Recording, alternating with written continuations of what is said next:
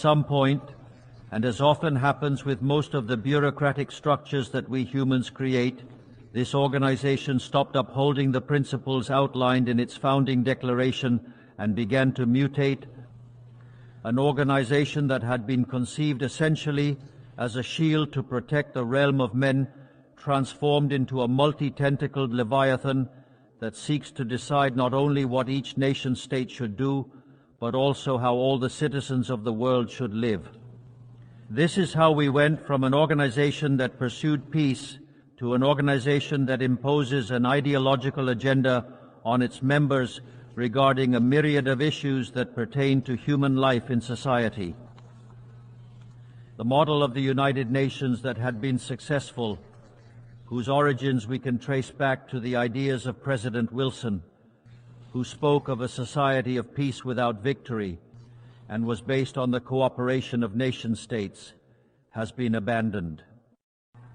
It has been replaced by a model of supranational governance by international bureaucrats who intend to impose a certain way of life on the citizens of the world.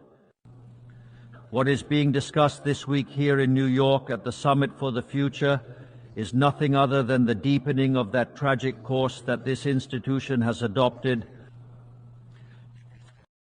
from a model that, in the words of the United Nations Secretary himself, demands the definition of a new social contract on a global scale, doubling down on the commitments of the 2030 Agenda.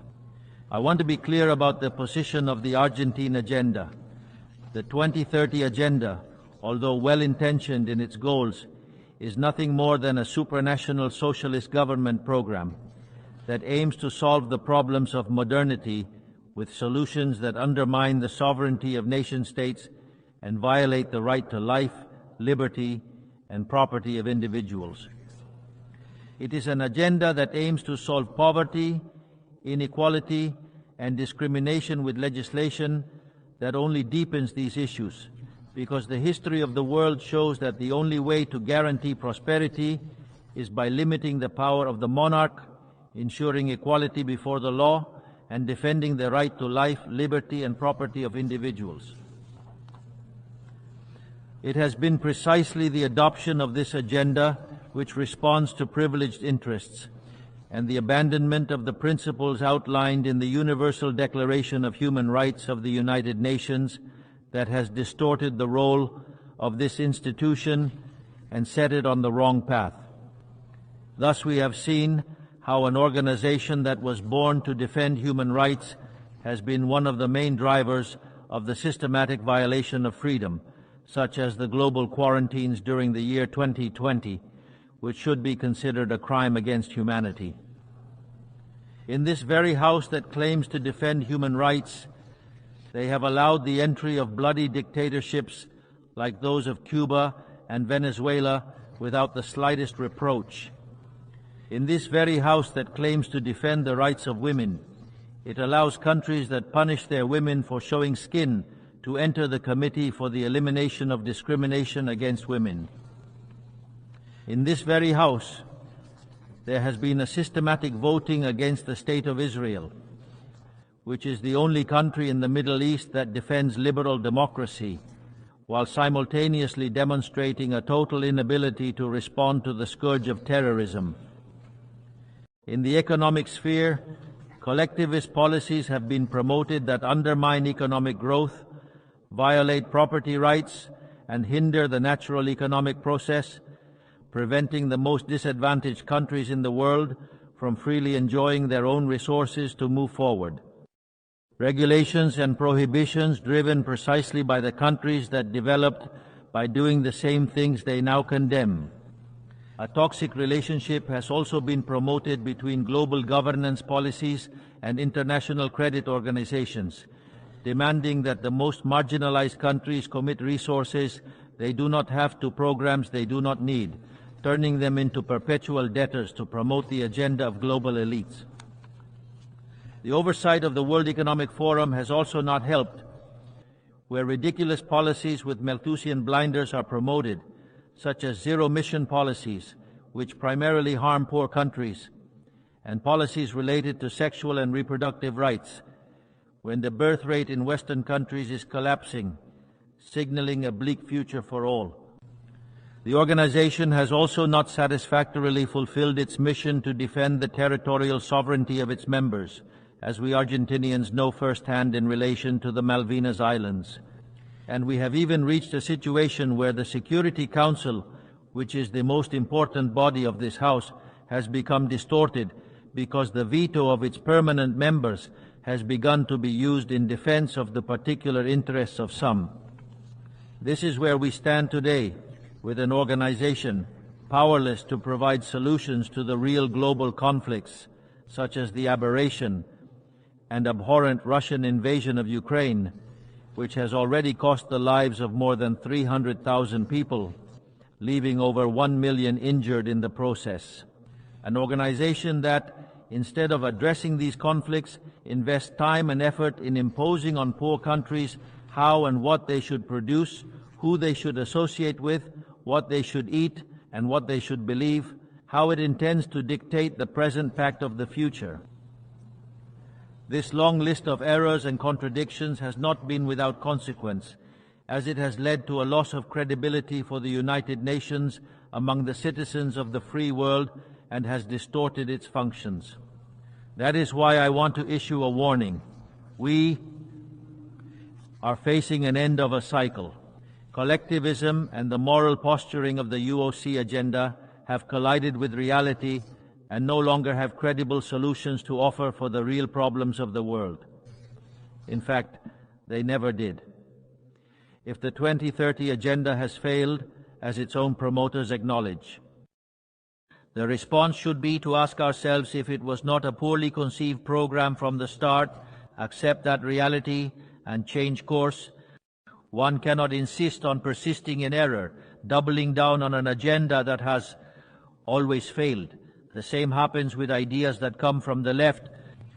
They design a model according to what they believe humans should do, and when individuals freely act otherwise, they have no better solution than to restrict, repress, and curtail their freedom. We in Argentina have already seen with our own eyes what lies at the end of this path of envy and passions. Poverty, ignorance, anarchy, and a fatal absence of freedom. We still have time to steer away from that course. I want to be clear about something to avoid any misunderstandings. Argentina is currently undergoing a profound process of change.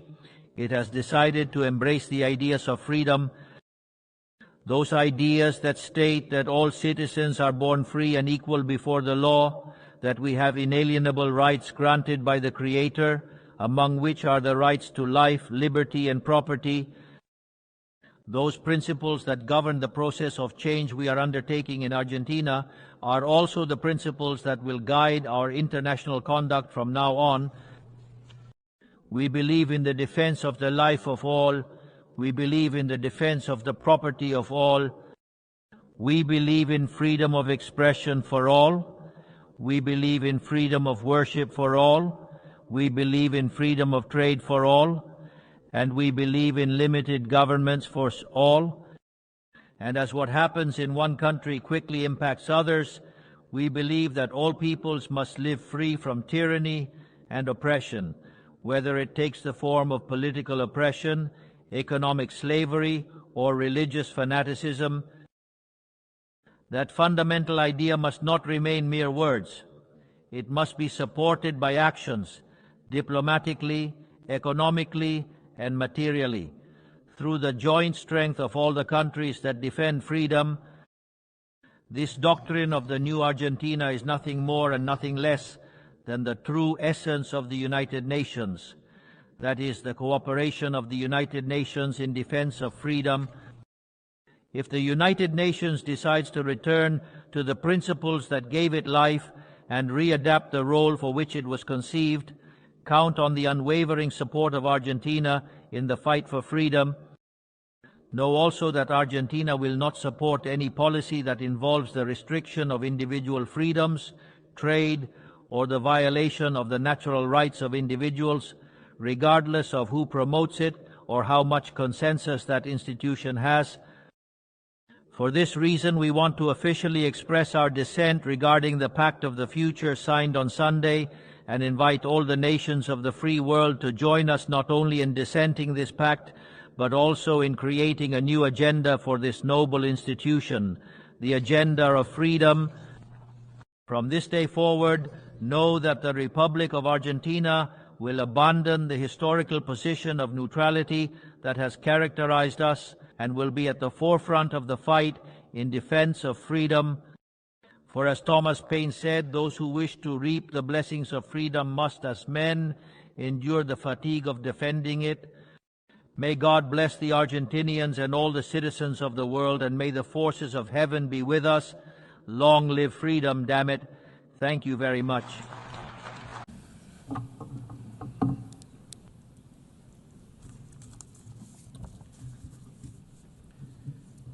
A las autoridades de las Naciones Unidas, United Nations authorities, representatives of member states, all citizens closely following this summit, good morning to you all. Last year I stood here before you at this very same assembly and I outlined a new direction that Argentina's foreign policy was going to take. We asserted that it was imperative to return to the ideas of freedom, the immortal principles that underpin the dignity of life, freedom, and property. These are rights that all individuals should enjoy under the law.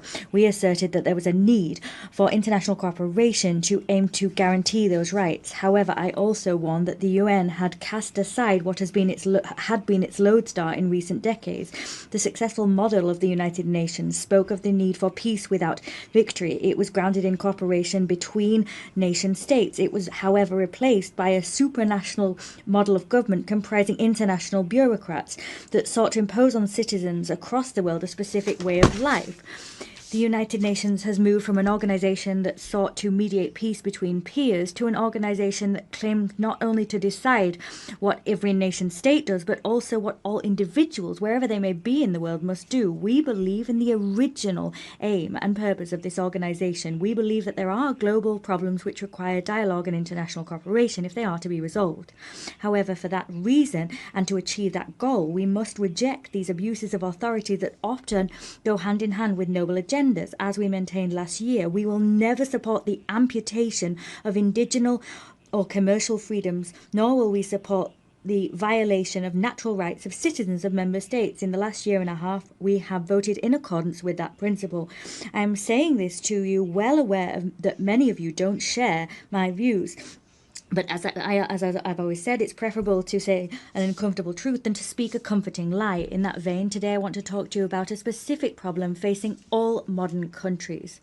As things stand, the world is seeming to pit the present against the future and seeing it as a contradiction. This is a political, economic and philosophical problem, and the response to that problem and that opposition will determine the course of humankind. If we push to the end this idea of comfort versus discomfort, the entire world, I would say that now the entire world seems stagnating in the comfort of the present, overlooking the consequences that will have for the future.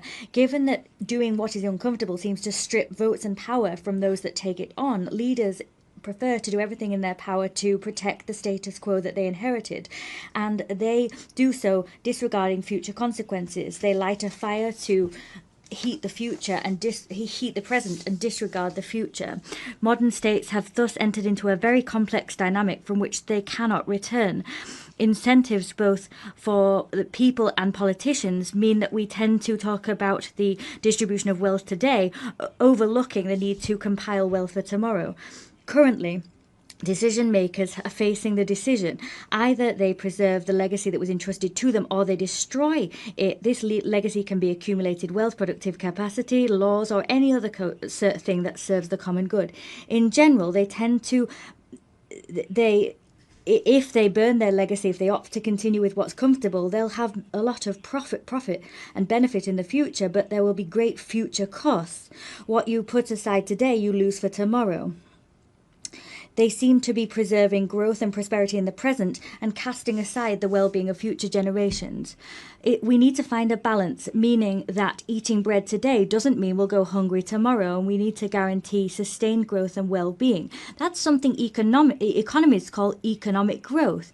That growth can sometimes seem slow and sometimes halt briefly because progress is never linear, but it's precisely long-term consistent growth that has systematically revolutionized the world and has wrenched thousands of millions of people from poverty. The difference between zero growth and 2% growth in the long term is the difference between stagnation and prosperity. The Argentinian people know a great deal about this issue because we're the only country in the region that hasn't experienced growth in the last 15 years.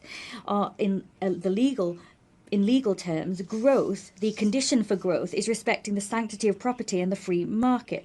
And that means nothing other than ensuring free trade between peers and free cooperation between peers. Without the right to ownership, there can be no savings. And without savings or free trade, there is no investment. If there's no investment, there can be no growth.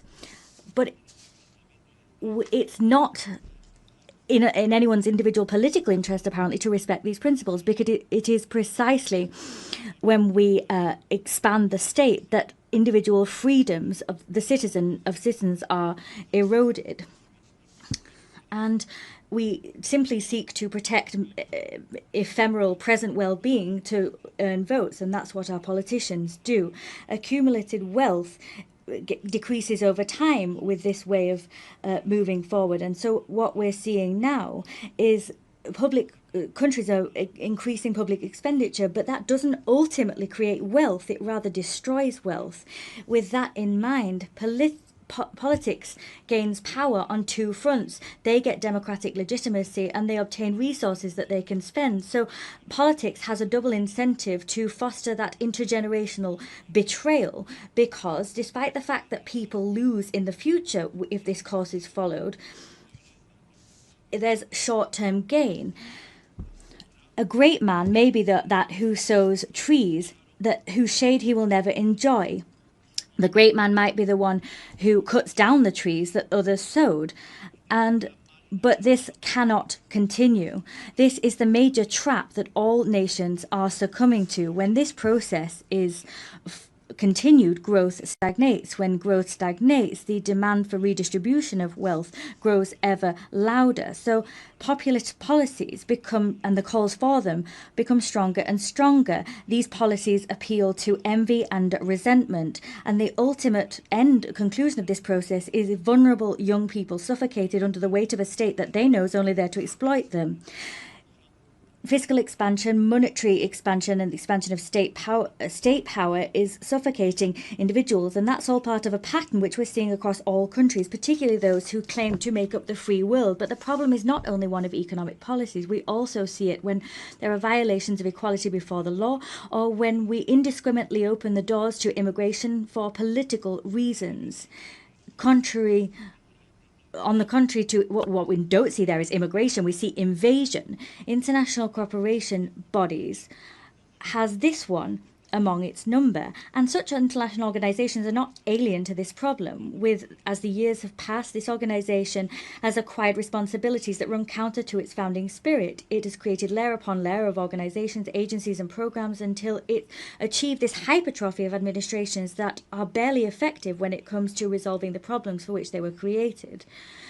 Responsibilities that the UN's taken on have swelled and swelled, and in step with that, the contributions made by member states have swelled, and in turn, the palpable results that this organization has achieved have greatly reduced. They can't offer the world what they could. There's this cocktail of incentives, and in addition, you have in this organization, unlike how it was, international organizations now see a situation whereby no one's really held accountable for their failures to resolve problems.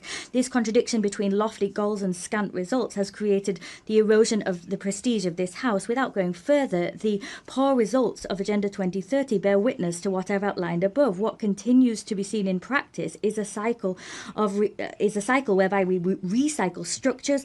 There's more and more being spent and more time targets being set for this region, Argentina decided to step aside from this process because we saw in Agenda 2030 the improper expenditure of scant resources for purposes that we don't share in order to distract attention from the real global difficulties. The world is on course for stagnation, and that's why we stood apart. I need to raise the alarm here because in Argentina, we've seen the natural consequences of proceeding in this way. You keep doing what's comfortable, but then you end up out of step with the future. In other terms, what I'm saying to you is that we're speaking to you from a future that hasn't arrived to you yet.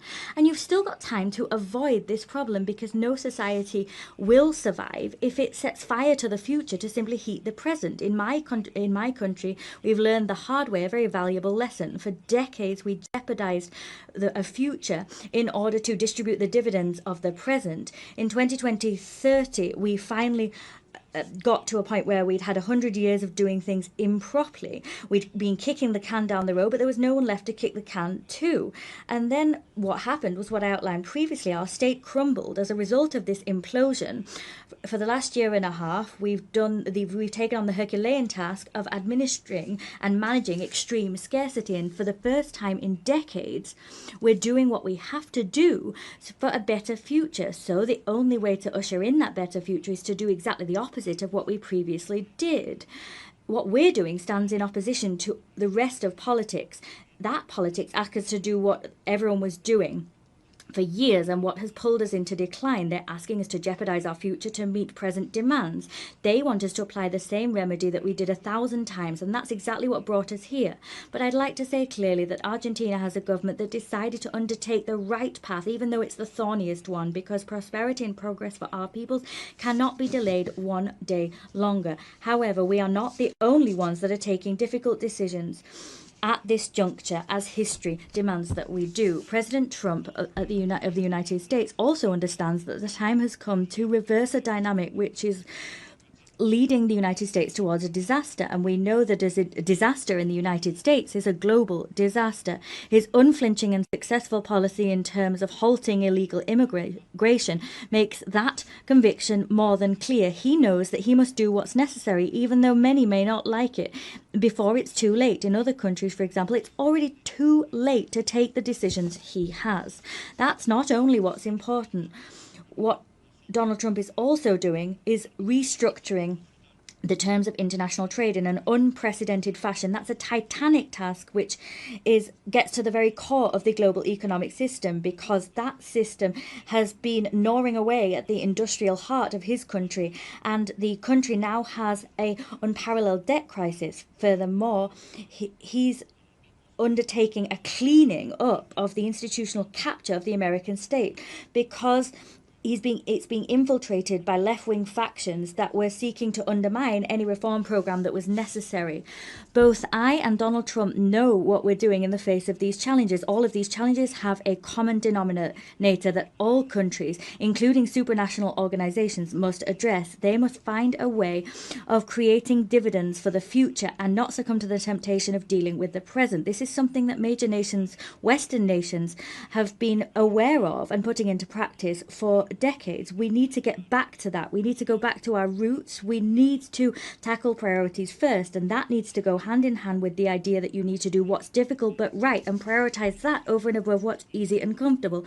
As I previously said, this also stands for international organizations that have gradually been integrating such actions into their ecosystem.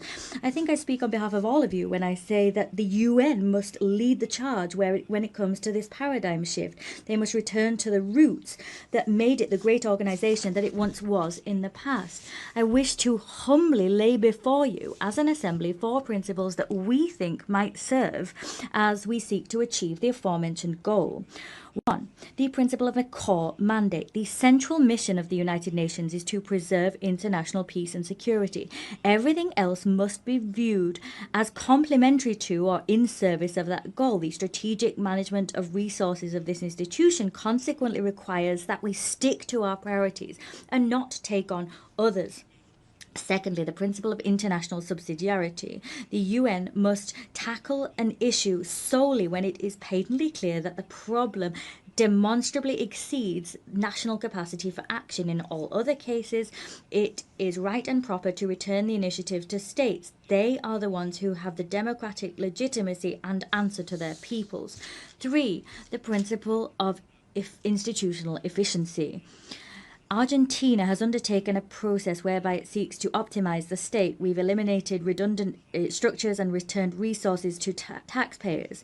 In the same way, we believe that the UN requires a similar journey. That requires conducting reliable audits, closing ineffective programs, the consolidation of agencies into single bodies, and financing tied to real achievement. 4, the principle of normative simplification and streamlining. Peace is not only the absence of conflict, it requires prosperous societies. International cooperation must not transform into an obstacle for economic growth and an obstacle to the creation of opportunities. Consequently, we can only and must only support initiatives that do not stymie states' capacities to lead their own production and productive efforts to attract investment and foster trade, that are the right way to reduce poverty. These principles will be highly valuable, we believe, in terms of getting our organization back on course so it can stand the test of time and produce tangible results over time. To conclude, I want to raise 4 sensitive and crucially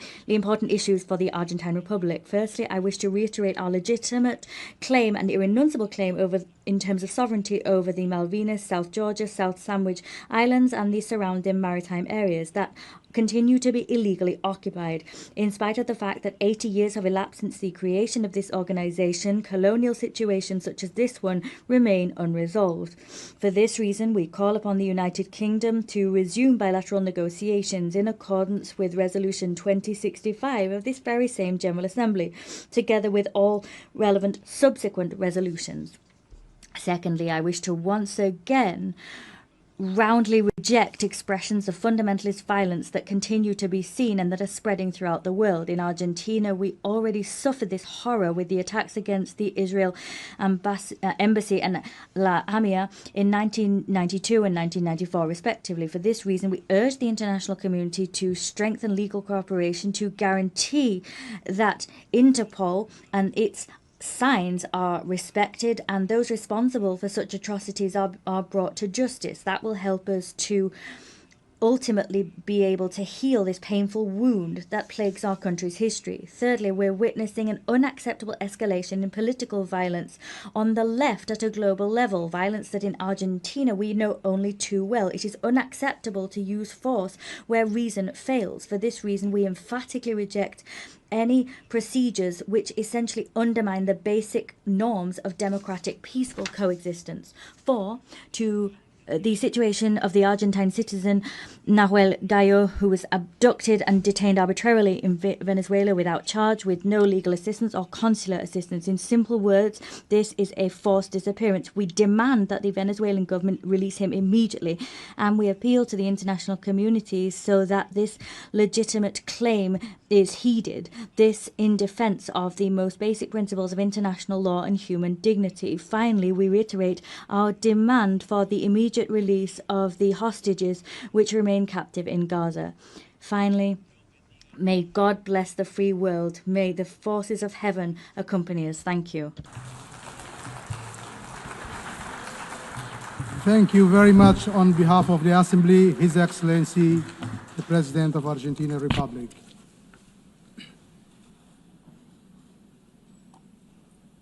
The Assembly will now hear the address by His Excellency Alexander Vučić, President of the Republic of